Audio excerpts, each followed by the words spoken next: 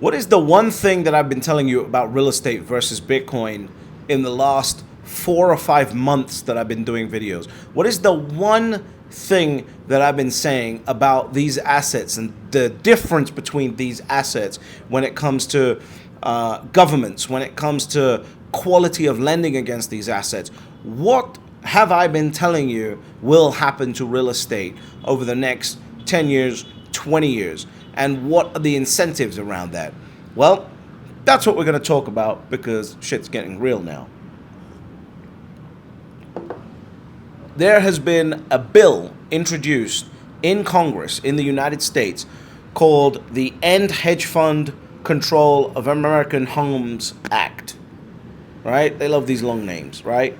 Why can't we just call it the Let's Not Get Fucked Act? But anyway, End Hedge Fund Control of American Homes Act. Why are they doing this? They're doing this because, as I told you, hedge funds have decided that they're going to get in and own all, or as many as they can, single-family homes. And this is bad for the government. This is not bad for BlackRock. This is not bad for the hedge funds that are doing this. This is bad for the government. So what are they going to do?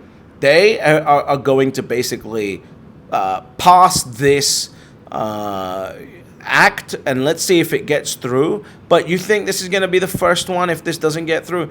You think that they're just going to, rest on their laurels? The fact that they've even got a bill to ban a hedge fund from owning real estate should be terrifying enough for you. Because what that means is they're going to screw you. If you're watching this and you own real estate, you probably love BlackRock. You love hedge funds, right? Because love it or not, or like it or not, they're the ones pushing up the value of your property prices, because nobody else is. It's only the hedge fund money that's coming in and buying up your neighborhoods, and that's why you're happy about it. That's it. And what did I tell you months ago when I first started talking about real estate versus Bitcoin? The single most obvious thing to see when it comes to Bitcoin versus real estate is that governments cannot live with extremely high single-family home prices. I can live with extremely high oceanfront property prices.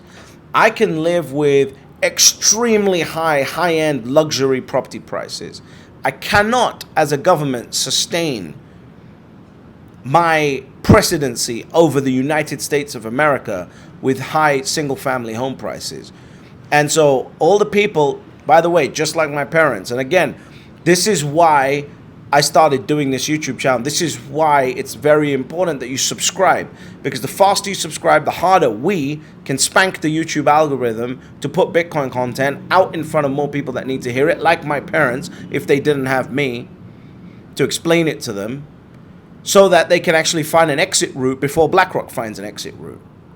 Right? That's what's going on here. So this act basically says, if it passes, it would ban hedge funds from owning single-family homes, and over the next 10 years, they would need to dump their holdings onto the market at 10% a year until it's all dumped.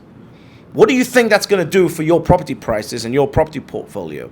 It's exactly what I've been saying for months, and now it's actually, I can't believe the speed at which this is happening. Right? And this is, by the way, the perfect layup for hedge funds, for rich people, for everyone else to gather around and lobby the government to allow Bitcoin for a 1031 exchange. This is the stuff that wet dreams are made of, right? This is the stuff that Bitcoin wet dreams are made of. Because if the hedge funds get together and they control the government and they say, wait a second, not control the government, they can talk to the government, right? So what they can do is they can turn around and say to the government, hey, listen, you want us to get out of housing, a better asset, which I can lend against better, which I can risk manage better, which I can store better and more securely, which has less cost of acquisition, less cost of ownership, less cost of maintenance. It's Bitcoin.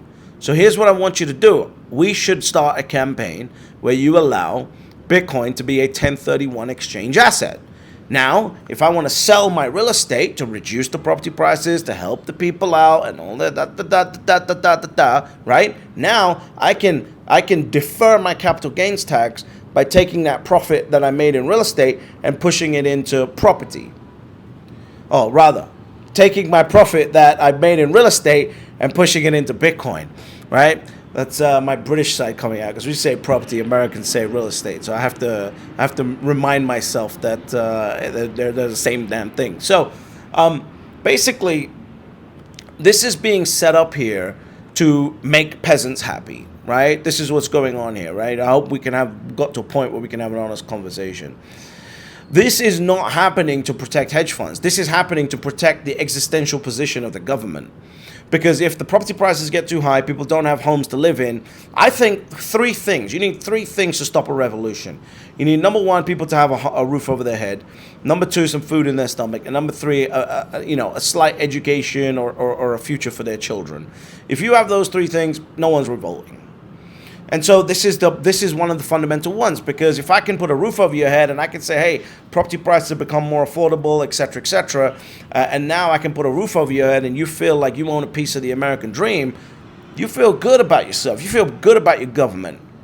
Except they don't tell you that they had to crash property prices to do this. Now, here's the number one enemy for the government when it comes to actually doing this.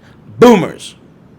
Boomers are the number one enemy for the government when it comes to doing this. Why? Because boomers don't want to sell their property for a loss.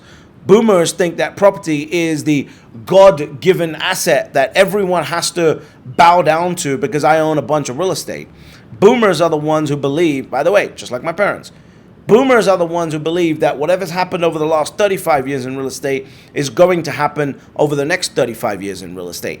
Boomers are the ones that believe that every time money is printed, real estate prices are going to go up. Boomers are the ones who are delusional around what's happened to real estate and why the prices it's gone up and why it's only gone up because it's become a securitized asset. The government here, in a weird way, is actually doing something good for normal people. Because if they ban hedge funds from actually owning real estate, that will bring down single-family homes and people can finally have a place to fucking live in without wasting 20 years of their life to save up for a deposit. Right? You understand that that's a bad situation. We are not living in healthy times when young people can't afford to buy a house because they've got to work 20 years to save up for a deposit. That's not a good, healthy time to work in. If you've got prime real estate, sure, as expensive as you want, because you're a multi-billionaire, you better be able to pay billionaire prices. Get on with it. But single-family homes should not be, $1 million in some neighborhoods or $500,000 in some neighborhoods, right? These are $100,000 to $250,000 properties.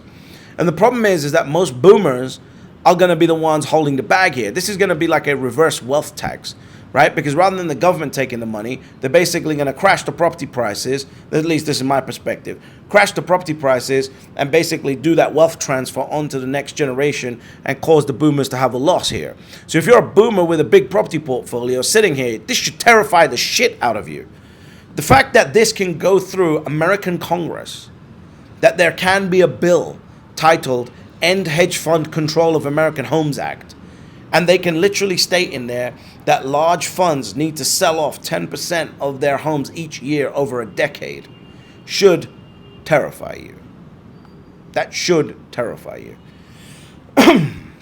But most likely it won't. Why? Because you're comfortable. You're comfortable with your property portfolio. You're comfortable with your rental income. Everything's good for now, so why do you need to worry about it? Why don't we just open up another bottle of wine and enjoy ourselves? Life is good, right? No, you need to get back into the mindset that you had when you started building this property portfolio. Same thing with my parents. It's not comfortable. Certainly not comfortable, but the times are changing. They're about, if you have a single family home portfolio, you are going to get screwed because you cannot just keep having the property prices go up because you will have a revolution. So you are going to get screwed here if you're not careful. And Bitcoin is coming up at the exact perfect time. We are seeing a pivot. We are seeing capital go from real estate over to Bitcoin slowly but surely. I guarantee you within the next 2 cycles, there will be conversation about Bitcoin becoming a 1031 exchange asset in the United States. That will happen because it just makes sense, right? If you're a hedge fund, you've been dumping money into single family homes to try and control that market and become a landlord. And suddenly Bitcoin comes along. Now you can democratize finance everywhere in the world. I can lend out anywhere in the world. All I need is this asset. I don't need any team on the ground to maintain it. I don't need to, and I have all these other expenses. I want that. I don't want real estate. Let's just let real estate go back to being, a home, a lifestyle expense, and let's go back to actually having good collateral, right? We never actually had good collateral. Let's move forward to actually having good, great, solid collateral that I can have anywhere in the world. Banks are going to be incentivized here to fuck you if you are a real estate investor. If you are a single family home real estate investor, the government is going to be incentivized to fuck you. Because all of this so-called money that you've made that's sitting in paper gains that you've never taken a profit on because they incentivize you not to take a profit on. You need to understand how much of your life has been orchestrated and by the government and the incentives that are set up around it, and how controlled you are if you are a real estate investor. You need to understand how this is going to impact the next 35 years, because you cannot have a populace that's just sitting in homes that are multi-millions of dollars. It's not going to work, right? The first home that my dad and his family bought in the United Kingdom has had such a return on investment. In order for it to maintain the same compound annual growth rate over the next 30 years or whatever it is, 40 years, it would be worth 56 million pounds. It's not going to happen. It's not going to happen. Right? So single family homes here are going to be at risk, and most real estate investors, retail real estate investors, have single family homes, right? If you were smart enough to buy oceanfront property, that's one thing. That's a different beast. But what we're talking about here is single family homes. The prices are going to be brought down. It's going to be a wealth transfer tax that nobody's ever going to realize. They say, oh, the property market just went down. And the government's going to celebrate because they did a good thing, because now the peasants can now afford to own a house. And I'm saying peasants to be parabolic, but really it's just normal people. Normal people can afford to buy a house and have a roof over their heads so they don't revolt. This is a strategic game plan here, and Bitcoin has come at the right time. Do you think that this bill is in Congress just as Bitcoin is about to be adopted as a premier, a premier asset? A premier securitized asset? Bitcoin's going through the securitization process with the ETF, and this bill is going through Congress. You think that's a coincidence? I don't. Maybe I'm naive, but I don't think that's a coincidence. I don't think that they start thinking about, demonetizing or desecuritizing single family homes, and at the same time, Bitcoin's now being securitized. Call me crazy. I don't think that's a coincidence. Shit's getting real right now. You got companies lining up to advertise Bitcoin on the internet, on television, on everywhere. About to get an ETF. Now you got this bill going through Congress basically saying we need to save the normal person and et cetera, et cetera. They ain't doing it to help you, right? They're doing this for their own, this is why I can trust this bill. They're doing it because it's the one thing that will keep them in power. They're doing it because they need the votes of the people that are going to buy these houses. They're doing it because they now have the incentive to move assets from real estate into Bitcoin and other assets that are happening. I've said several things that have come true, and people go, oh my God, how did you know that was going to happen? Because I can read the fucking tea leaves, because all I do is sit here and think about, hey, if they incentivize me to do that, what would I do? That's it. There's no magic going on here. It's just incentives. And the banks and the governments are absolutely incentivized to murder single family home prices. Why? Because they've got to stay in power and the bank's got to make a profit, right?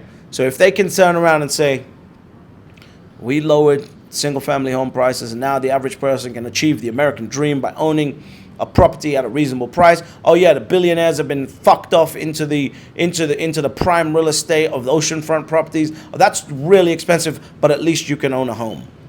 At least you can own a home.